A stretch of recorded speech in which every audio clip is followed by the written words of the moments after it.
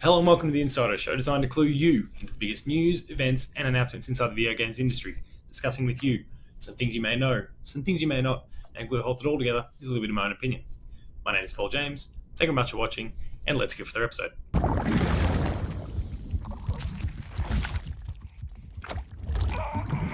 So GamesCom. We did some predictions about the upcoming event last week, and now it's finally here. And the big players have kind of stepped out and they've made a big statement. Nintendo came out with its Indie World Showcase, put on a pretty good show. Xbox had an Inside Xbox. That was great. Google Stadia, they did their thing. That was awesome too. And the one big first party player that said nothing, was intending to do nothing, is in fact the one that is stolen the show this year. PlayStation has won Gamescom. They've made some big announcements. They've revealed some huge things, and it's really going to shake up the way we look at the industry going forward. In this week's episode of The Insider, though, we're going to look at how what they announced will have a great bearing on the year to come and the years to come for PlayStation. Let's get into it. Kid looks happy. Let's begin with the small fry announcement of the whole lot. PlayStation revealed and released Erica. It's a game that they announced a couple of years ago at Tokyo Game Show. It was one of the PlayLink games. If you're not familiar with PlayLink, it's basically a game that gets your mobile phones involved. I don't have my phone handy. I was going to wave it around.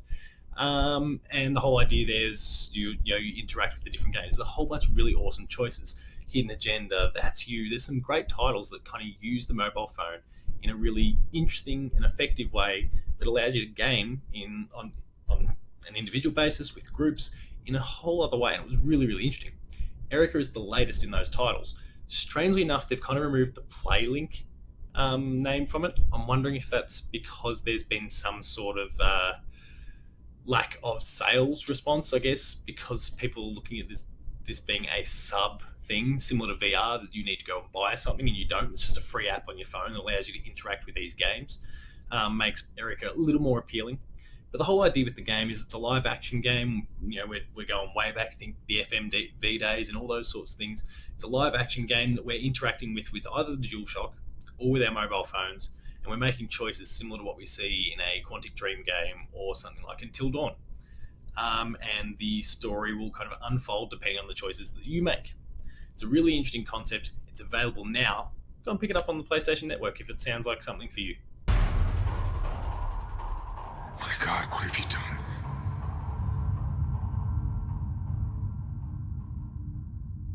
The next thing is the one thing that we actually expected from PlayStation at Gamescom this year, and that was Death Stranding.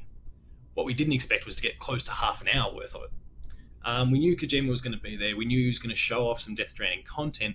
And in the end, we got a ton of it, from some little vertical slice trailers, a little bit of gameplay. Jeff Keighley's going to be in there. He's making a little cameo, and there's clearly some other famous celebrities, friends of Kojima, that are going to be making cameos as well. But what I've read online in the time since the game actually showed what it showed is a little change in the winds, I guess. There'd been a lot of, maybe not a lot, but there'd been some negativity, skepticism, because we'd seen lots of trailers. We'd seen little slices of gameplay. We'd seen little features and sorts of things over the journey, and no one could really make any sort of sense of the story at all. And honestly, I'm still kind of in that camp. It's very convoluted. It's very Kojima. It's very messy. And it's still very, very confusing. But what we did actually start to get some sort of formulation of a story here. We got to understand a bit of lore, understand a bit of how the world works. And it's just something we've not gotten from these little vertical slices that we've seen over the journey so far. So it was a great step they made here. And apparently we're going to be learning a lot more at TGS, which itself is only a couple of weeks away. So Death Stranding, 27 minutes, lots of Kojima stuff. Big love in there. Was maybe a long-winded way of kind of closing out the event, the opening night live event that Jeff Keighley was hosting. But it was a great start and was a great way to give us a lot of answers as the release of this game started to get pretty close. Also, interestingly enough, the rumoured PC release, not to be seen anywhere, still PlayStation exclusive up to this point. You can see it, right? You're hooked up.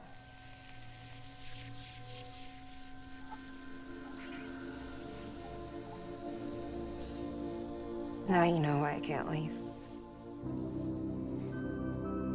The final thing from PlayStation that occurred during Gamescom, but not specifically at Gamescom, was the fact that Insomniac Games, now they've done some incredible stuff from Spyro to Ratchet to Resistance, Sunset Overdrive for Xbox, they did Fuse for EA, Spider-Man most recently, a whole bunch of VR stuff for Oculus.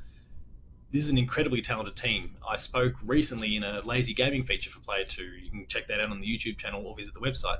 I spoke about how they were the number one studio that PlayStation needed to go out and pursue and needed to go out and buy.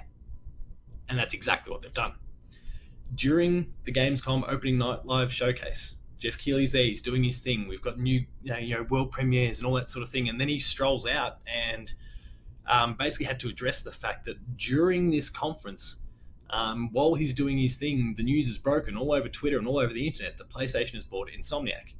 And basically that just stole the show. If you took a look online in that period, if you were up now, it was a ridiculous time of morning to get up and watch the conference if you're based here in Australia like I am. But I was up. And there was so much commentary about the Insomniac thing, and all the opening night live conversation just shut down. It was crazy how hard the pivot was for so many people there. This is an important thing. This is a huge deal for PlayStation. They're now biting back because we've seen what Xbox has done in recent years. They are buying up studios. They are getting bigger. They're expanding. They're developing their first party portfolio. And whilst Insomniac for the longest time has kind of been in this de facto sort of relationship with PlayStation, they hadn't fully committed. And they had been very bullish that they didn't want to fully commit because they valued and treasured their independence. Now that's changed, and I'm going to be really, really curious to see what comes of it. This is a big studio.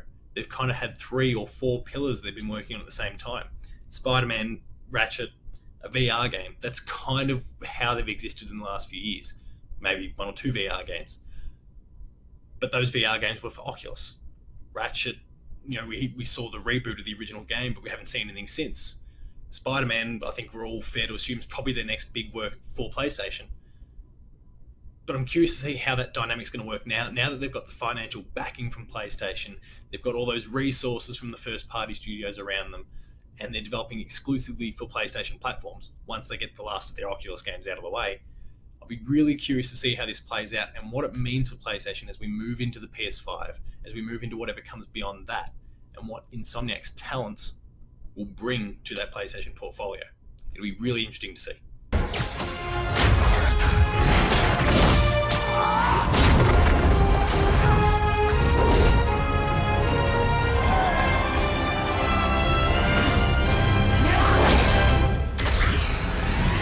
So that concludes this week's episode of The Insider. I hope you enjoyed it. If you did, please consider liking, sharing, and subscribing. All those buttons down below here, and hit that notification bell. That way you're alerted to every new video the moment it goes live on the channel. That includes Patched, more of The Insider, Player 2 Plays, Late Game Review, Gamer School, a whole bunch of awesome stuff. Lazy Gaming, there's a bunch of other features that pop up from time to time. Go and check all of it out. Like, share, subscribe. Visit the website, player2.net.au, where you find reviews, previews, opinion pieces, news, features, the Player 2 Writer's Draft, links to our podcast series, the Player 2 Pixelcast, and my little show, Dev Diary. There's some awesome podcasts there. Subscribe, give them some 5-star reviews, help boost them up their charts. You're doing us a massive service in that space. Also, there's a link to our Twitch channel, twitch.tv/player2au. Visit it. We've got several weekly streams going on. Some great games being played. We've got Indie Hour every Thursday. We've got some Overwatch. We've got a whole bunch of awesome games that are being played. There's got to be something there for you, so go and check that out as well. We're on Patreon, patreon.com/player2au. Consider kicking a few bucks. At the lower tiers, you'll get early access to episodes. Higher tiers, you'll get monthly episode exclusives.